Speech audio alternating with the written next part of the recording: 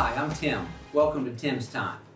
I'm sitting here thumbing through my Copycat Restaurant Top Secret Recipe book. For some reason, several years ago, one of the distractions in my life that kind of takes me away from the daily grind is to find some recipe from a restaurant that I really like and try to figure out how to do it myself so I can prepare it at home. And I have friends on one hand who think that that's not really that big a deal, but nothing satisfies me more as far as cooking than to figure out how to master something like Bonefish Grill's Bang Bang Shrimp. I've mastered it. P.F. Chang's Chicken Lettuce Wraps. Done that pretty well, and you fill in the restaurant and some other great dish that you like. Once I find it, then I don't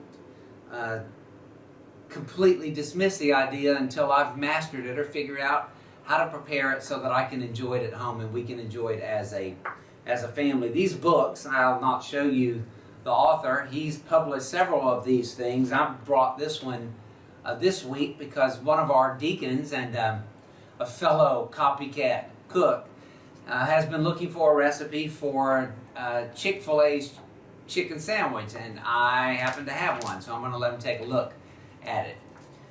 Interesting thing when people talk with me about my cooking or about my penchant or tendency to do this, I tell them I'm not really a chef, and I'm really not even that good of a cook.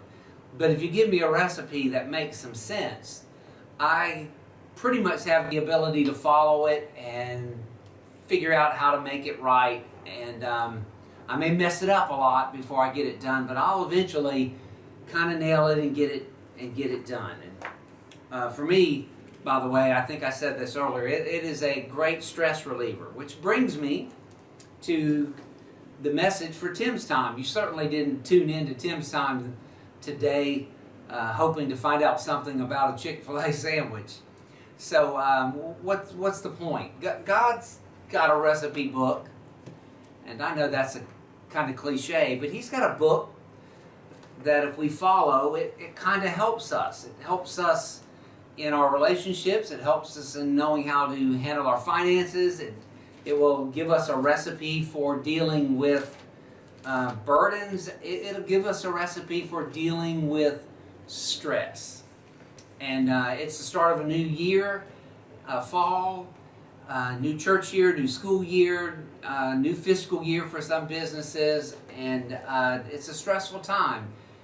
School started back. It hasn't even cooled down yet. Before you know it, the decorations are going to be out.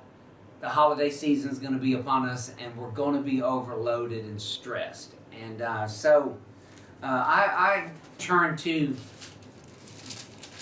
God's recipe book or His formulas for the ingredients that help me deal with that. And that's what I want to do over the next 3 weeks or so.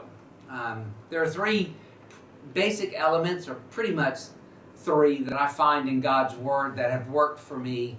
4 if you count today. And here's the first one.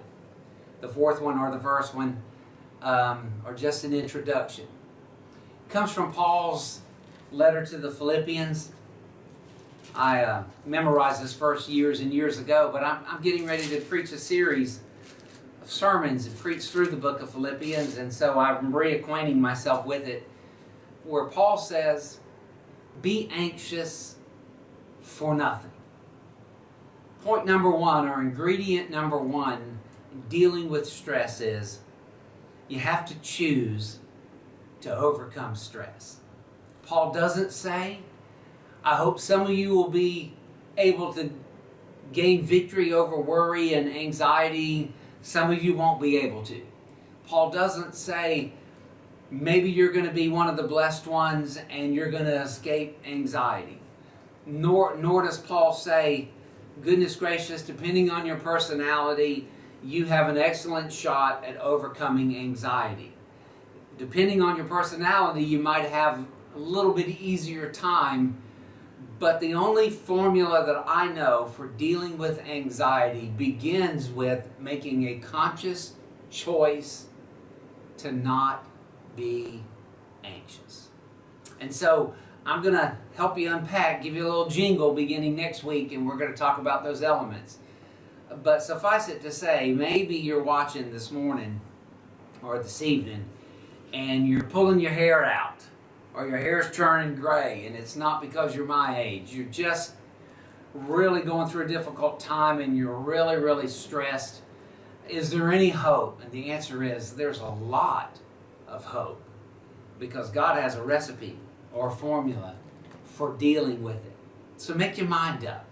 Commit it to prayer, either at 4:32 or whenever it is you pray today, that you're going to surrender your stuff, your burdens, your anxiety to the Lord, and you're going to, by His grace and with His help, choose to be anxious for zippo, for nothing. Have a great week.